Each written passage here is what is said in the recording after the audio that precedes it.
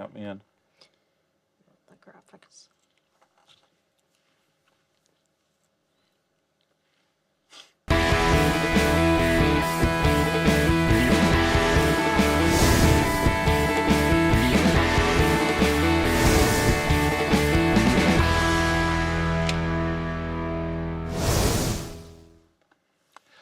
Hi, everybody. Welcome to Studio 801's Music Matters. I'm your host, Harry, with Christy.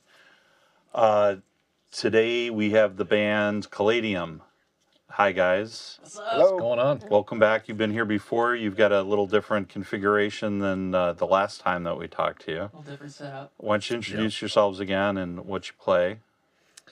Name's Randy. I'm the bass player and singer for the band. My name's Ben, new and current drummer. Backing vocalist too. And backing vocals. Mm-hmm. And I'm Brandon, and I play guitar. Welcome, guys. Thank you. Thank you. Thanks for being back. We're looking forward to and excited about having you guys play in our festival again coming up here. Absolutely. So you guys have had some changes. So Ben, welcome to the band. Thank you. Good to Great meet be you. here. Yeah. And why don't you tell us a little bit about Ben? Okay. Yeah. Cool. Man. Scooby-Doo. So I've been back in Texas roughly a year and a half now. Born and bred here, but I've been kind of living all over the place. A little bit of background on myself. I've been in bands ever since I could be in a band. Put out records with a few different bands over the years. Particularly in Colorado, I put out a few records with a band called Loaded. And shout out, Loaded. And then kind of migrated from there and ended up out in California and started another band called Empist. And we unfortunately didn't stick together long enough to gain a lot of traction, but we did have some fun. And then I ended up here and performed in a country group for a while, based out of Forney. And since then, I kind of called it quits because I realized I didn't like playing country music. But I did learn some things, some fundamentals that I wouldn't have otherwise got. So it was a learning experience. And it took me, about a year, almost a whole year to actually find something that I was remotely interested in. And then these guys kind of put out a casting call, if you will, for a drummer. As soon as I heard the tunes, I made sure to, I think I called, I texted, I emailed. I was like, this sounds cool. I want to be a part of it. And they came out and did the audition and they liked me. What specifically was the coolness of the sound? It was just, I guess, it was right up my alley as far as genre. I've always kind of been a metalhead. Not that we're classified as metal, at least not in my opinion, but, Hard rock. hard rock is just my bread and butter. And I just enjoyed that it sounded different than anything that I had really been involved with before. And I was interested, so, yeah. I hear you. I mean, I love Caladium's hard rock, classic rock, yet updated sound. Yeah. Awesome. That's so. With warms my a heart. to hear. twinge of grunge. Yeah. Well, and it's fun too because they, and not unlike myself, I don't really like to stick to a certain genre within like the rock and roll world. And these guys kind of run the gambit a lot. You do get some of that like '90s grunge sound, and then there's more like progressive feel on other stuff. Yeah, And they're not scared to yeah. write a ballad, and that's always a plus. You know what I mean? Yeah. Right. Yeah. And we're not scared to put those two together, Yeah. make a baby out of it. Oh, yeah, for sure. I mean, I love it. I mean, I've flocked to you guys right away because of the, because I'm like Boston, like Amanda, and More Than a Feeling. Oh, yeah. But then I have a lot of the grunge in me from coming of age in the 90s and, Bush and and even some of the like Weezer and Heck yeah. you know some of that, and definitely Pearl Jam and Stone Temple Pilots. Right. I love to see the love of music everywhere, and teaching music is so wonderful because I get teenagers who are like requesting 90s rock songs, you know, Blink That's 182 and stuff. That's awesome. So nostalgic for me, you know, because I grew up with it. It's like, wow, this is so cool. And I got kids learning, Metallica. I got one kid learning Metallica and Blink 182, you know? That's awesome. It's so That's cool. awesome. It's so hope inspiring. That's awesome. That's what you do. That's your day gig. That's so my day gig, yeah. Yeah, so you get to do music and music. So that's great. Yeah, I love it. Tell So us rewarding. Tell us a little bit about, you guys have gone through kind of a reconfiguration. So tell us, kind of bring us up to speed with Sure. Marshall and like how things came about that you ended up placing an ad, a call out for Ben. It's really a tragic kind of situation. Marshall asked us not to go into details about specifics, Right. but he is very much desiring prayer support. So if you would pray for his family, he would love that. I saw him for the first time in over a year just a week ago. Wow. Which is wild to me because we had that last show in Deep Ellum, and it was like, all right, we'll see you later. And then just one thing after another, some Life. family tragedy stuff, hospital visits, and his involvement had gone to zero. Yeah. And so we were very reluctant to want to move on from Marshall because we love the guy so much. He's such an incredible drummer. But he literally was like, I don't know if I'll ever be able to participate anymore. So it was just so hard to even consider moving on, you know. It was really hard. But seeing him a week ago was so great because he's so happy. He loves being a dad. He told me this previously too, so it wasn't like it was the subject, but he said that if the only thing he could ever do for the rest of his life was be a dad to his son and his daughter, he would be a happy man. And you could just see it in his face, being there with him, you know? So it was really good to be there, to see that, to have that element of, I don't know if closure is the right word, but just to see him in a happy place and to see him genuinely happy for us, it just felt so good and needed after a whole year, you know? But yeah, so initially, it was maybe like 8 or 9 months ago, Randall and I were having the conversation, and I was like, maybe we should ask Marshall if we should consider hiring a substitute drummer, how he would feel about that, you know. Initially, we were thinking a temporary drummer, but when Ben reached out to us, man, it was like 5 different ways. It was text message, phone call, he emailed here, he emailed this account. Carrier pigeon. Yeah. Smoke signal. We Smoke signals. we had 2 auditions that day. The first guy was up near here, right, or Plano or something. Yeah, like that. McKinney, yeah. In McKinney. Professional businessman with his own business, just getting into the at-home music scene. Had just built its own studio, very much in the beginning stages of it. Very cool dude. I expect to see him playing at a Studio 801 show in the future because the way he was so eager to like get into the scene was very cool dude. However, for us where we're at, I think having jammed with Ben that day, it was like, wow. Ben sang a song from his Impest catalog. What's the song that you showed us? The one where I'm doing lead. Yeah. It's called Sticks and Stones. Sticks and Stones. It's a song that by Impest. I kind of co-wrote with my buddy Austin Kreitzer, still living out in California, and I had this whole song written out, and just kind of I was telling you the other day, I wish I could kind of you have to put ideas into your players' heads a little bit. I wish I could just kind of sit in his brain and be like, this is how I want it to sound, just do that. But he was able to throw guitars on that, and we kind of built it up from there. And I mean, it is kind of like one of my favorite accomplishments, I think. Like I said, we weren't able to put out as much music as we had in the time that we had, but just going back to the song itself, I guess they were impressed. So yeah, we had rehearsed our set, and then when he played that song, I was like, bro, who's singing? He's like, that's me. And I was like, damn. Yeah. So you sang, And So- you, and you play more than just drums. Yeah, I play guitar. Not anywhere to the level of the guys I surround myself with in any of my bands, but yeah, I've been playing guitar since I think I've had my acoustic guitar for at least almost 20 years now. Well, You know, So I gotta ask, Sticks and Stones. Uh-huh.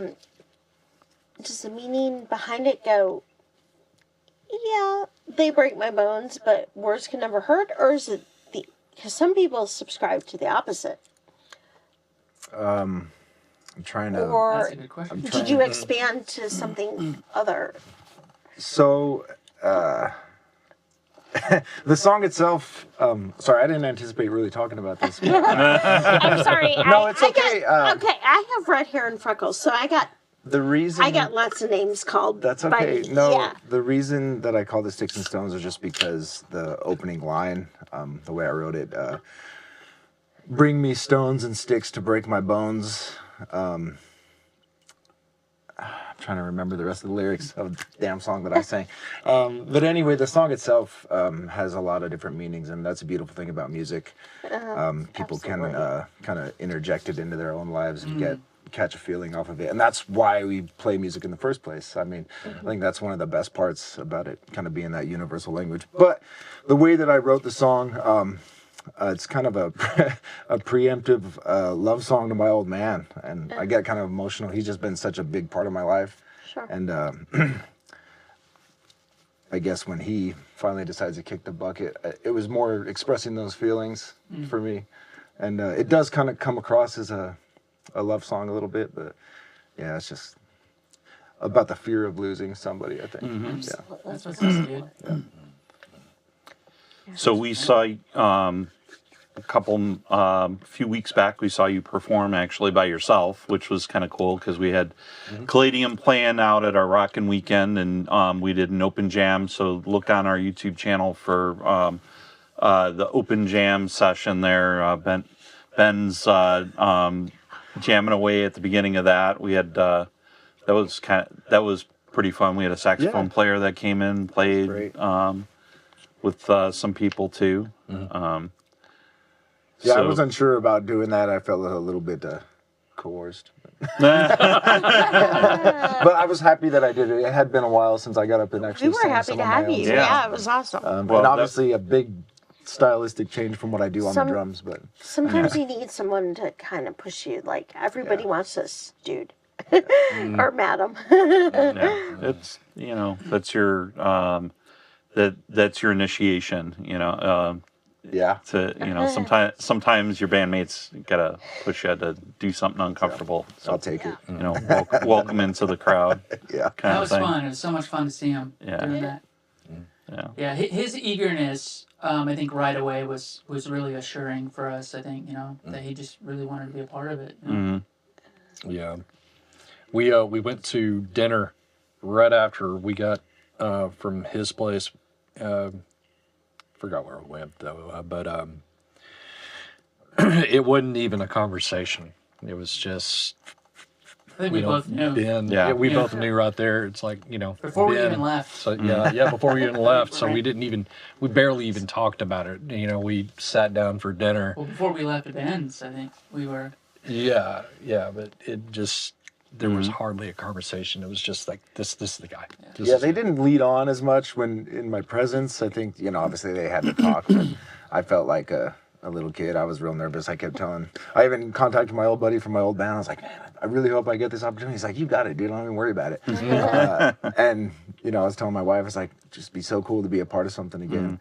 And the coolest part about it, too, that I was most excited about was just the fact that they do kind of have a back catalog. And that's been an experience for myself because I've never come into a band that was already established. I've always kind of been a founder or a co-founder Okay. and been a part of the writing process from the beginning. So that's been different for me. But I was more excited about the fact that they were already talking about doing a third record. And we've got plenty of work to do still on that. But I'm so excited just to be able to be a part of the creative process again, because that's like a drug to me, man. I love it. I love it. That's awesome. And the way, like, Ben, I'm seeing your eyes light up. I'm seeing your smile. I'm seeing. I'm seeing Brandon and Randy smile. You know, y'all are just. That's awesome. It's meant to be. It's meant to be with this guy. Yeah, because I've always felt like Caladium's music has always hit me. Thank you. I've always loved it, and like you say, right up my alley. Yeah. So since this is kind of a new experience for you coming into a band that has a catalog, what's your favorite Caladium song? Man, right off the bat, it had to have been Get to the Chopper. It just catches you right away. I mean, and everybody Yeah. I show it to, they're like, that's such a badass song. You know what I mean? And I'm like, I know, right? They did a wonderful job writing that particular tune and all their stuff. But I think Poetry in Prison was probably The new album. probably my favorite, just because of I guess the progressiveness of the song, but just the way it's written and the whole vibe of it. You don't even have to try. Like, at least for me, that's like right up my alley, right? I just love playing it, and I get to do all kinds of fun stuff, you know. And it's not like a fancy technical song, but it's definitely my style. So, Yeah. Randy, what's your favorite Caladium song? It's a toss up. There's a few of them that I could say. I can tell you that, you know, Poetry in Prison, I wrote that. So I sent that to Marshall and Brandon, and I was like, this is my magnum opus. This is what it is, you know. After that, it's gonna have to, of course, Chopper, and I think Kenyan Squeeze is a little better than Cuban Squeeze. I had to say, man, yeah, Kenyan Squeeze has got to. There's so many that I enjoyed, Yeah, you know. I honestly feel like it's sort of an unfair question. Like, it's It like, kind of is, yeah. yeah, like, what's your favorite child? You know. That's exactly what it Yeah. is, That's a right? really good analogy. It's not like That's what it we're feels like. yeah we don't want to rank our children, but that's just the way it Yeah. is. Oh, but you kind of, in this case, you kind of do. Brandon, what's yours? Mine is Big Muff Blues, and it might be kind of similar to Randall's partiality to Poetry in Poetry. Prison, because I wrote Big Muff Blues. But yeah, my brother, after he heard the second album, he was like, my brother's our biggest fan, our biggest critic. His name's Chase. Shout out to Chase. One of our biggest fans. Well, after he heard the album, he just wrote and said, "Dude, do more," because we were already talking about album 3. He was like, "Do more Poetry in Prison," But type of direction. But Big Muff is I'm surprised, like, to hear that Brandon, you wrote Big Muff, because the way Randy sings it, it's like, I mean, Randy totally tunes into it. owns it. Yeah. So that's awesome. Thank you. I would have guessed that Randy wrote it. So how is it? Oh, you know what? I got to take that back. Actually, I have to take my memory sometimes. Mason, Marshall's little brother, who was our original vocalist before we had done anything. I think Mason had begun. He wrote the lyrics. There was a joint effort, but at any point it was a collaboration between the three of us. It wasn't exclusively me. I did write the song, like the riff and the song. Either way, my point is, it seems seamless. Oh yeah, it feels like that. It's kind of weird sometimes when you finish something and you're just like, I don't think I could have done that any better. You know? So did you wrote on that one too then, Randy? On Big Muff, no. I just went with what they had, So- with what Mason wrote down for lyrics, and just followed him on the guitar most of the way. It took me a minute to figure out where he's going, because throughout that song I'm following him. I'm following what he's doing. Like lead a bass line, like It's a lead bass line, but I'm also having to follow him too. So it was kind of like, trying to get in with both of them and then try to sing the darn thing. But yeah, I hardly had any part in it. I was love it. So how I does learned it feel to own that though? Because you get it, because you're the face of the band. Man, it's great. I feel like I mean, Mason, I feel like I'm kind of, taking the mantle, like he's passing it along to me every time I sing something that he wrote or they wrote. Just try to make it my own, but I feel like I want to do it justice. It feels good, but I want to try to do it as much justice as I can. And that's Yeah, also. so many. I'm sorry. Go ahead. So many folks in like mainstream music think, oh, the frontman wrote it. The frontman didn't necessarily write it. Yeah. A lot of times Right, right. the band doesn't even write the song. Yeah. It's Oh, written yeah. by somebody else. So Yeah.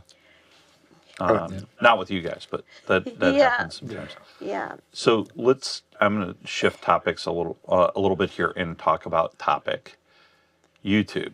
You guys have a YouTube channel, and like everybody else, you have a topic YouTube channel. Oh, right. Yeah. Yeah. So tell me about your experience with that, because I'm sure there's other people that have had the same experience. It's a been a nightmare. nightmare. If It's there's a nightmare. anybody out there that knows anything about this, it would be really helpful. So for most people, for a lot of people who are watching, who've released music, they may know that when you release your music through a distributor or whatever it is, and they distribute to YouTube, they will create a YouTube channel for you that's the band name plus the word topic. And if you are, if you've created your own YouTube channel, you'll have your own band name, but getting the two together is a struggle. A bit, and especially if you've got any serious number of views or whatever it is on the release of your music, and you want to try and capitalize on that on your content channel. What's your experience been with? It's just been brick wall after brick wall. I went to CD Baby and said, CD Baby, can you help? Initially you submitted your request for they fuse or what's the word they use? They Merge? They merge the two accounts into one. So you request it, and they used to do that. And just a couple of months after we had released our first song, they sent us emails, everybody, I'm assuming all of their clients, to say that they no longer will be requesting on behalf of the artist to YouTube. So we had to go directly to YouTube. And then so it's like, okay, let's go to YouTube. And YouTube says, no, your distributor does that. We don't do that. And it's just that revolving. It's the thing. Yeah. Yeah. And a nightmare. So we've had our first single was probably 3 years old with our entire 2-album catalog now. We have not been able to go in and even turn on the comments on the videos, which could have been a huge, huge, huge source of visibility over the last 3 years. There is another Caladium, there's Caladium Topic, and then there's just Caladium, but our official Caladium, it has like 5 different videos on there. It has Brandon and Marshall playing, and then a couple other videos that they did, but nothing with what we've done Our with official catalog, yeah. yeah, nothing with our official catalog. So Other than like an AI visualizer video that we have or something, like a lyric video. Right. I'm thinking it's because we don't have a lot of views on YouTube. We have a lot of plays, a ton of plays on Spotify and everywhere else, but YouTube is it's slow going. I don't think YouTube is really for music anymore. Yeah, I think YouTube, it's not as it was. A lot of bands use it for their music videos. A lot of bands use it for, like you said, the lyric videos and whatnot. It's still a relevant channel for doing stuff, especially visual oriented takes on your music. But it's not. It's not the channel anymore because there's so many other channels out there, and it's hard to focus on all the 2 million channels that are out there. I mean, It's fascinating how it works. Because high school kids aren't paying for anything, so they're probably going to be on YouTube free. Watch the ads or whatever. They might have. Blake Spotify. knows a thing or two about YouTube. What do you have to say about that? About being chronically on YouTube? Yeah, I mean, Okay, so yes, you're definitely getting to somewhere about how high school kids, being on YouTube. I think when you don't have when you don't have Spotify Premium and you want to listen to something like I think this more goes to the on the word of mouth thing, right? When somebody gives somebody a word of mouth recommendation, hey, you should go listen to this band, you should go listen to this one particular song. They're probably, if they don't have Spotify Premium, and a lot have Spotify Premium or Apple Music or whatever. They're more likely to go directly to YouTube and watch whatever music video is out there.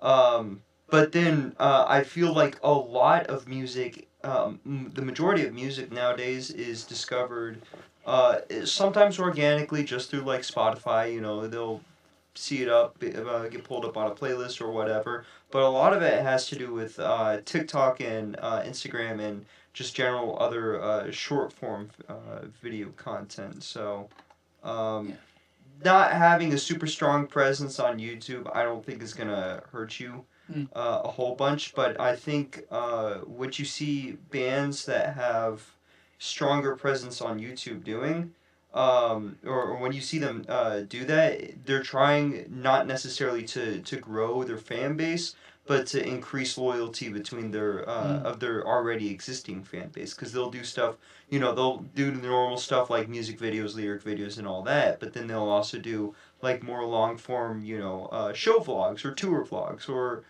stuff like that, and that kind of helps increase what's it called, loyalty of your fan base. Yeah. How do you pick? How do you pick? Because you can't do everything. How do you pick if it's YouTube or TikTok or Instagram? I mean, you don't pick. You do it all. But it's how the thing that you pick is you have to figure out, how do I systemize this in a way that just makes sense, right? So what you should really be doing is you start with a big form of content, right? It's like a podcast or performance video or something like that, right? Something more long form. And then from there, you can cut it up in 1,000 different ways, and then you can post up those vertical cut up forms onto Instagram and TikTok, and that's a fairly easy way to do it. But the idea is that you post it everywhere and you recycle as much content, because as musicians, at least as content goes, we're in the quantity business, right? Not the quality. We're in the quality business on the actual music itself. The music, the pure creativity of the songs and the actual album and the concept behind it. But for the actual content that we have to create that we're forced to create to promote the music, it's a quantity game, So we need choppers. We need people to chop we need choppers. Pun intended. Get to the chopper. We need people to chop up the content that we have. Yeah. Yeah, I think that's that sounds like it would work. Yeah. So let's talk about you guys have had some. So that's an area that's been a little bit of a struggle. Let's talk about something that you guys did that I think is really cool and unique, and that a lot of bands haven't been able to do, which is touch tunes. Tell me. So Caladium has managed somehow managed to get their some of their songs into the touch tune library. So tell me about that experience, because it's a pretty exclusive catalog that they have. Yeah. We've enjoyed it a lot at when we go out and you go to your favorite local whatever bar that happens to have one of those machines. And it's it's a little disappointing, since we do our son Ryan's music is released and it's not in touch tunes, and we have a lot of original bands that we work with and they're not in touch tunes, but you guys are. So tell us about that whole thing. I didn't even know that. Yeah. I'm finding out the first. You gotta go to the bar. That's very cool. Touch tunes.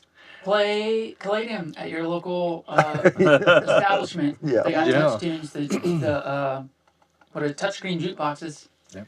So our first album is on there. We had to bug. Well, the how you get on there is you need a lot of either yourself as a band, as the band, or you need a bunch of people that you know just hounding them constantly. That's pretty much what it came down to. You gotta punch that in. You gotta hound them. We have a really, really good friend in California, Julio Brincat. He's building a outdoor venue, and he wants us to come christen the opening. And he was bugging us for such a long time, text messaging me saying, hey, you need to contact Touch Tunes. Get your music on there so we can start playing it around here, get people warmed up. And it's like, okay, let's see what we can do. And just going to the email process, it seems so defeating sometimes because it's like, I don't think this helped anything at all. But I think it was just entirely his efforts. He would just keep bugging me saying, hey, are you bugging Touch Tunes? And it's like, man, I sent him an email, I haven't heard anything. We'll keep bugging him. And it's like, Is that all you did was email, or did you call them, or do they have a form you fill out, yeah, or there's a form, something called the bar form. If you look up Touch Tunes bar form, they have you fill it out. Here's what Touch Tune expects for a request. They expect you to give the venue, town, and name, and they want you to pick one song from the catalog, not the entire catalog. They specifically say they no longer do entire catalogs.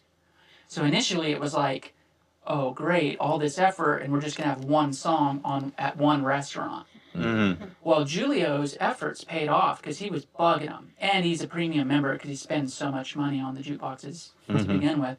But he finally got an email back and said, okay, we'll put your song on and look for it Monday or Tuesday morning. He sent me a screenshot of the victory. I was like, oh cool, we're gonna have a song on Touch Tunes. It ended up being the entire first album. Is it just at his location, or is it in all of them? And it was all locations. I searched internationally. It's everywhere in New York and L.A. That's awesome. Here, I don't know if we got lucky, Mm-hmm. but we were so happy. And then we were disappointed within a few weeks because now we can't get the second album on there. yeah, it does. It's hard going, man. If you want your entire album on there, it's a long time. So yeah, I think either we got lucky or someone up there was looking out for us. Mm-hmm. So you got there, but we were talking earlier about where some of your fans are, your listeners. You were saying how many listeners you have on Spotify for some of these songs?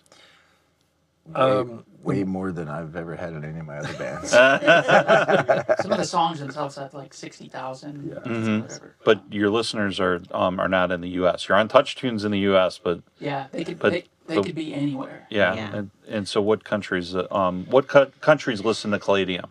So, well, to answer that question right off the bat, Well, on the CD Baby website, they give you a map overview of where you're getting played, Mm-hmm. and on every single continent, it's light green or dark green, except for Russia, China. I think that's about it. Mm-hmm. I don't know where else it's showing now, but oh shit. Okay, so right here I have. It's gonna do it by release, so it's asking us by the song, not the album. So Train, its top plays are in the United States, Canada, Brazil, Argentina. Top cities are Houston, Allen, Humboldt, United States.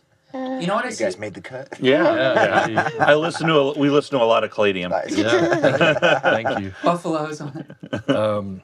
I see cool. Mobile, Alabama. A Okay. lot. Whenever I'm looking through, I think it's on iTunes, but whenever I'm looking through iTunes, it's Mobile, Alabama. Someone in Mobile likes or loves Caladium, which is awesome. Thanks to whoever that Thank is. you. It's when we, when I first started looking into it and trying to, play bingo on, which country is listening to us more now. It was mainly Europe. It was mainly, at first it was Italy, Germany, France, maybe a few in Belgium, and then Australia popped up. I'm like, Wow, that's cool. Mhm. Yeah, very. And then, of course, all of South America followed in sync. It's just it's weird. It's so weird to see It- that Chile's been playing our music. You know. Yeah. Yeah. it I is I weird. found when I was trying to do so I've done some of the playlist promotion stuff before with Ryan's songs and with some other artists also, and it's interesting when you go through and you try to get a song listed on somebody's playlist what the demographics are, and it seems like South America a lot for rock Yeah. for rock music, Yep. but not the U.S.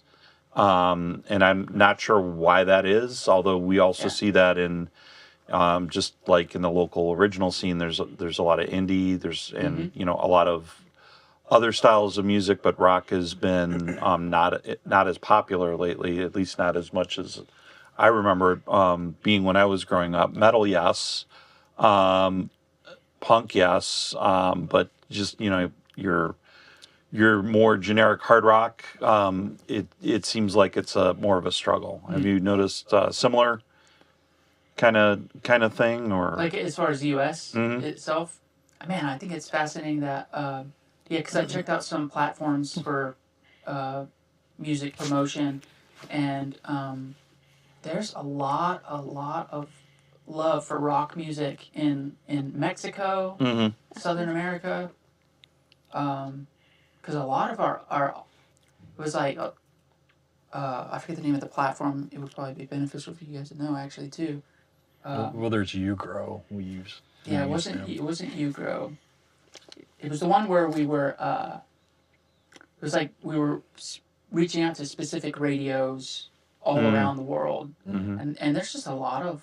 I noticed there's a lot of love for rock music in those South American and in Mexico. One of my favorite bands right now is The Warning, Yes. and that's the Villarreal sisters from Monterrey, Mexico, and they're blowing up the music And scene so right now. so I was listening to them on Welcome to Rockville, and they apparently got into playing guitar because they were into playing Guitar Hero. Yeah, Oh, very cool. Wow, I didn't know that.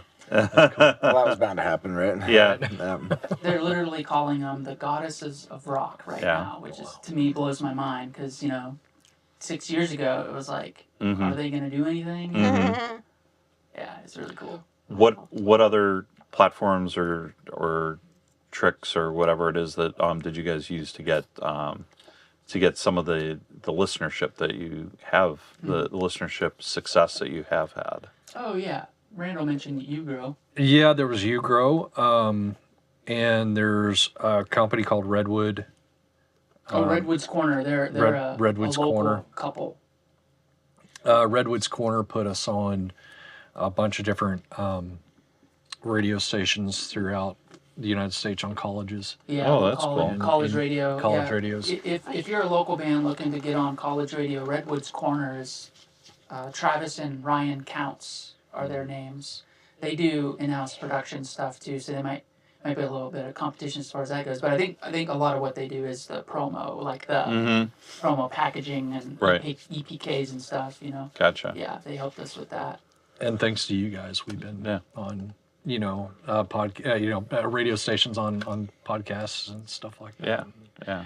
Man, we really do appreciate it. You bet. You bet. Ugrow is a Norwegian company that. So from what I understand, paying to be played it could be a really dangerous thing for a band. And Ugrow has what we see when we invest in a song to promote it so that it's being put on a playlist somewhere and being heard somewhere, hopefully. We're comparing the numbers from what we pay to what, like, are real people hearing the song, or is this robots, Are Right. real people adding the playlist or adding a song to their playlist? Because you'll find out real quick if your money's going anywhere. Or maybe, and we all have to have kind of a sense of reality in a bit to check ourselves and be honest with ourselves and say, oops, I don't wanna, is this just a bad song, right? Because we could be putting money on a bad song and it's just not going to go anywhere regardless. But with Caladium, we've been real picky about the songs we choose. They're going to be our favorites, but will they appeal to others? But what I think what has affirmed us that it's actually merited is that the number of people that add it to their playlists and stuff per hearing it has been, I think, pretty fruitful. And to my surprise, Big Muff Blues, we only put, I can't remember the dollar amount we put on Big Muff Blues, but I could not believe that 1 in 5 people that heard that song were adding it to their own personal That's playlist. great. 1 in 5 people. That's Yeah. crazy. Yeah. Like, we got to add more promo on that. We got to push that song. Well, I know. I don't It's know. clear to you now. Yes. I don't know who made this playlist, but it's on Spotify, the greatest hit rock songs of all time. Mm-hmm. We're number 65, and it's Big Muff Blues that's on there. That's cool.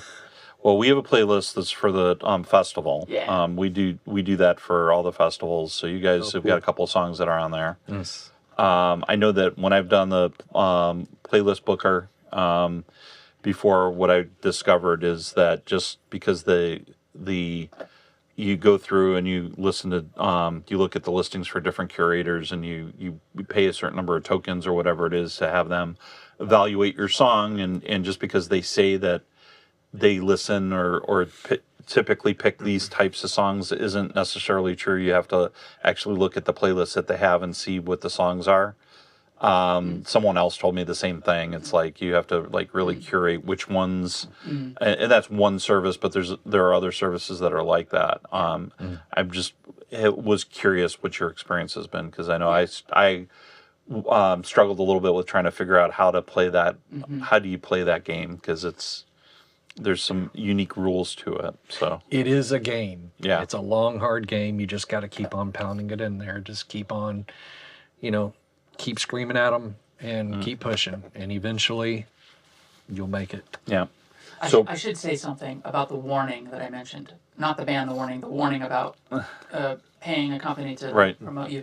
Is that apparently some other industry insider told me, he said, yeah, if your song's not getting turned around, people aren't listening to it, your distributor will see that it's like a bot fed fueled activity, and they'll your catalog will just disappear from their platform. And you'll have to go pick up the pieces and put your music back on a new distributor. So that would have been wild to wake up and see that our music's gone, Yeah. So, but fortunately, I think Ugo actually does what they say. Right. Yeah, Enough that's been true with that's true on a lot of the platforms if it's a bot fed type of growth. But I guess that's one of the things to watch out for. Yeah. Keep your eyes on it. Yeah. So what you guys have some new music that's coming out? Or we're in We're process? trying. It's Yeah. a great question. We're working on some original stuff. Okay. Yeah. Nothing recorded as of yet. Okay. Especially with, Yeah, I think I've been a part of the group since, was it March? Is that right? I don't know. Yeah. I think it was March. March? Yeah, I think Yeah. it was March. So still new. Yeah, and then Yeah. just we've spent a lot of time just, I guess, getting me familiar with their catalog, that's true. and then we have had a few shows. Obviously the last show we played with you guys and stuff, but There's a couple of things that we've messed around with that I think are really promising. yeah, and I think it's gonna just be. I was telling these guys, just with me coming in as a writing influence and also a singer and a singer-songwriter, and just stylistically how I differ from, what Marshall was doing. Everybody's got their own way of performing. It's gonna be Caladium, but it's gonna be different, and I new hope different Caladium. in a good Yeah. way. Yeah. Well, Yeah. that's great. Where can people find you guys? We're everywhere as far as social media goes. Instagram, TikTok. We're even on X, Facebook. You can even go to our YouTube. website, caladiumbeneficial.com, and it has our link tree right at the top. Oh yeah, and then our link tree. Sometimes it's benefit. It's good. It's good to have it memorized. It's so easy. Link tree. Well, it's linktree.com/Caladium Band, but it's linktr.ee/Caladium Band, and then it has everything. Amazon Music, even Apple Okay. Music. You can find us anywhere. Yeah. All right. Awesome. Awesome. Well, guys, thank you for being here today. Looking forward to seeing you guys at Rock in the Summer coming up in a couple of weeks. And thanks for being on the show. We'll y'all go listen to some Caladium. Go find them on TouchTunes. Go find them on Spotify. Go. Studio 801 has video of us. Yeah, go check them out on our YouTube too. Couple of videos. Yeah. All right. All right. Thanks, guys. Yeah, thank you. Thank you, Harry. All right. Thank you, Christy. You bet.